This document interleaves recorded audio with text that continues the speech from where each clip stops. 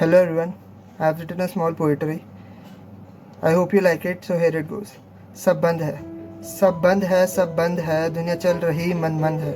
पहले दुनिया की एक अलग ही रफ्तार की दौड़ थी, सबको लगी हुई फर्स्ट आने की होड़ थी। कोई उधर भाग रहा था, कोई उधर काम के लिए रात भर जाग रहा था, कोई कभी पानी मार के कभी कॉफ़ी पीकर ज़बरदस्ती अपनी आंखें खोल रहा था, और कोई इतना थका था कि बोला भी नहीं जा रहा था पर फिर भी बोल रहा था। पर अब दुनिया थोड़ी ठहरी है, पता नहीं लग रहा कब सुबह कब दिन और कब चढ़ गई सहरी है। कुछ पल के लिए ही सही, कुछ पल के लिए ही सही, सब रुके हैं, थोड़ी शांति है।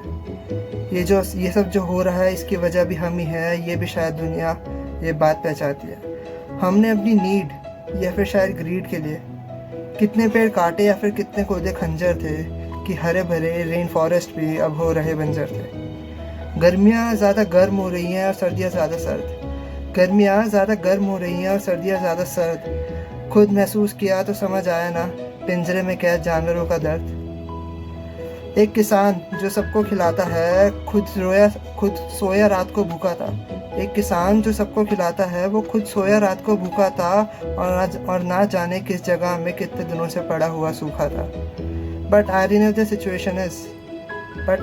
द सिचुएशन इज कि कोई इंसान किसी जगह पे बूंद बूंद को तरस रहा है, और उसी टाइम कहीं ज़रूरत से ज़्यादा की बाढ़ ही आ जाए इतना बरस रहा है। बिना मास्क पहने कोई सांस ना ले पाए, हवा इतनी जहरीली थी। अरे ये नदी काली कैसे, हमने तो बनाई नीली थी। अब आगे किसी को पता नहीं लगेगा कि चिड़ियों की चहचहाहट भी कोई चीज़ होती थी, घर में भी घोंसला होता था और उसमें भी कोई कोयल सोती थी। वी सो कॉल्ड मॉडर्न लोग बड़े गर्व से कहते हैं humans are the greatest race. पर इस रेस में हम अकेले दौड़कर आ रहे हैं फर्स्ट और समझ रहे अपने आप को प्रथम है। कभी टाइम मिले तो पीछे देखना, धरती हो रही ख़त्म है। पर हमको क्या, बाहर बारिश हो रही है, मम्मी बढ़िया से हमें दे दो चाय और पकौड़ा। धरती ख़त्म हो रही है तो हम क्या करें, सह लेंगे थोड़ा। पर गलती हमारी भी थी। स्कूल में जब प्लांटेशन की फ़ोटो मांगी तो हमने भी दी 5 साल पुरानी ही थी। बाहर जाके देखे तो बीच सड़क पर लेटे हुए कुत्ते की भी अलग ही शान है। अब तो उसको भी लगता हो कि अपुनिज भगवान है। जिंदगी में पहली बार शायद इनको भी आई होगी जिंदगी की feel. It's an important time to let a mother nature heal. फिर 5 साल बाद शायद स्कूल में एक ऐसे लिखने को बोलेंगे कि ये बताओ कोरोना वायरस वाज अ बून और अ बेन। पर किसके लिए, ये शायद बड़ा सवाल है, क्योंकि नेचर के लिए तो ये बड़ा कमाल है।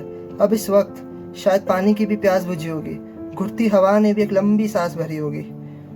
इतनी साफ इससे पहले कोई सुबह नहीं होगी, इतने तारे होते आसमान में, अब पता लगा ना इतनी सुनहरी कोई रात नहीं सोई होगी। आज़ादी सबको प्यारी है मगर दूसरे को ज़्यादा मिले तो अच्छी नहीं लगती। अरे वो जानवर है तो क्या हुआ, उसको भी आज़ादी चाहिए, ये बात हमको सच्ची क्यों नहीं लगती।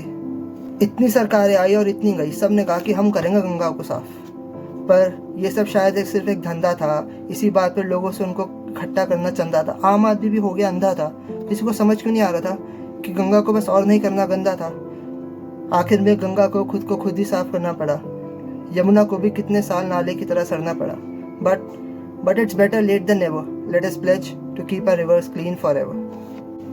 Japan tsunami, Kedarnath earthquake, Nepal earthquake, Kerala floods, Amazon forest fire, Australian bush fire and etcetera.